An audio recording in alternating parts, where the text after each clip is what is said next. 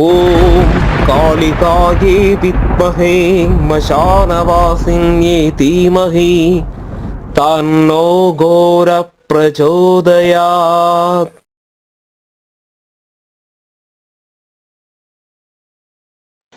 வணக்கம் ஆன்மீக நண்பர்களே.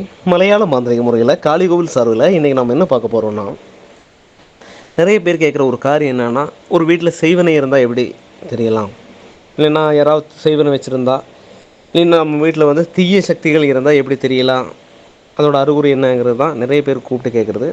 அதோட ஒரு விளக்கம் தான் இந்த வீடியோ பதிவில் நம்ம பார்க்க போகிறோம். அதுக்கு முன்னாடி நம்ம சேனலை சப்ஸ்கிரைப் பண்ணாதவங்க தயவுசெய்து சப்ஸ்கிரைப் பண்ணுங்கள். உங்களுக்கு பிடிச்சிருந்தால் லைக் பண்ணுங்கள், அதை ஷேர் பண்ணுங்கள். நம்ம இந்த செய்வனை சம்பந்தமானது, அதே மாதிரி ஒரு ஆளுக்கு பாதை வருவது எப்படி, கெடுதல் இல்லாத பிரச்சனைகள் வருவது எப்படிங்கிற ஒருபாடு வீடியோஸ் நம்ம போட்டிருக்கோம்.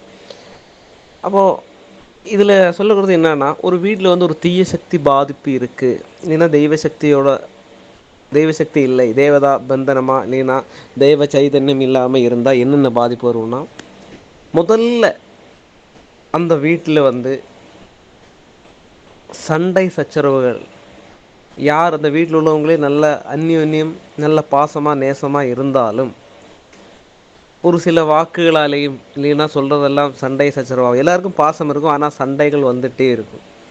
அந்த சண்டை இல்லைன்னா பேச்சுவார்த்தையில் ஒரு தவறுகள் வந்த பிறகு அவங்க யோசிப்பாங்க, ஐயோ நம்ம எதுக்கு இப்படி சொன்னோம், எப்படி இப்படி பேசணும், எப்படி இந்த இந்த சின்ன வழக்கு போய் இப்படி பெருசாச்சு, அந்த மாதிரியெல்லாம் உருவாக்குறது கெட்ட சக்தி செய்வனை இல்லைன்னா துரிதம்னு சொல்லுவோம். அந்த மாதிரி பாதிப்பு இருக்கும்போது அது முக்கியம். அது நீங்களே அனலைஸ் பண்ணுங்கள். உங்கள் வீட்டில் அந்த மாதிரி பிரச்சனை இருக்காங்கிறத நீங்கள் அனலைஸ் பண்ணுங்கள். ஒன்று.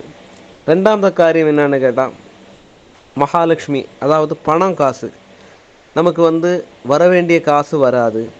அதே மாதிரி நம்ம காசும் துர்ச்செலவாக போகிறதுன்னா, தேவையில்லாமல் ஆஸ்பத்திரி போகிறது, திடீர்னு வேறு ஏதாவது செலவு போகிறது, வரவக்காட்டியும் செலவு வர்றது, அந்த மாதிரி உள்ள காரியம். அதான் பணம் நம்ம கையில் நிற்காது.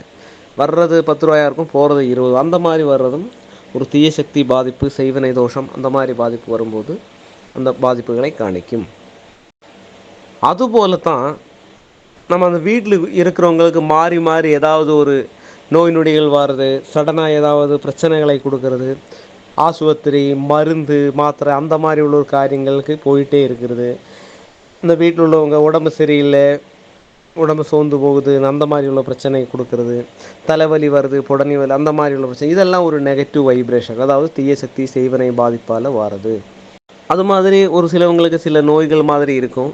ஹாஸ்பிட்டலில் போனாலும் ஒரு பிரச்சனை இருக்காது, ப்ளட் டெஸ்ட் செய்தாலோ பாக்கியெல்லாம் அதுவும் மாறாத ஒரு வியாதி மாதிரி இருக்கிறது, உடம்பு பிரச்சனையாக இருக்கிறது, அந்த மாதிரி ஒரு இதெல்லாம் செய்வனையால் பாதிப்பு வருது.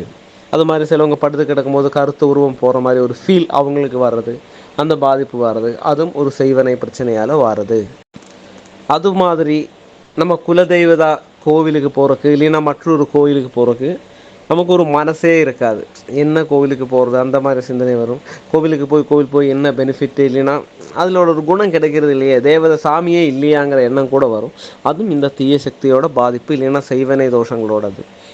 செய்வினைங்கிறது ஒரு ஆள் கெடுதலாக மந்திர கர்மங்களால் செய்கிற காரியங்கள். இந்த மாதிரி காரியங்கள் செய்யும்போது இந்த மாதிரி பாதிப்புகள் வரும். இப்போ நீங்கள் இந்த மாதிரி பாதிப்பு இருக்குது, செய்வனையாக இருந்தாலும் சரி, இல்லைன்னா ஒரு நெகட்டிவாக இருந்தாலும் நீங்கள் பயப்பட வேண்டியதில்லை. மந்திர தந்திர கர்மங்கள் இல்லைன்னா ஜோதிஷமாக இருந்தால் கூட, ஒரு ஜோதிஷமே ஒரு தர்க்க சாஸ்திரம்னு கூட சொல்லுவாங்க. அப்போ இதுக்கு எல்லாமே ரெமடிஸ் இருக்குது, அதுக்கான பிரதிவிதிகள் இருக்குது.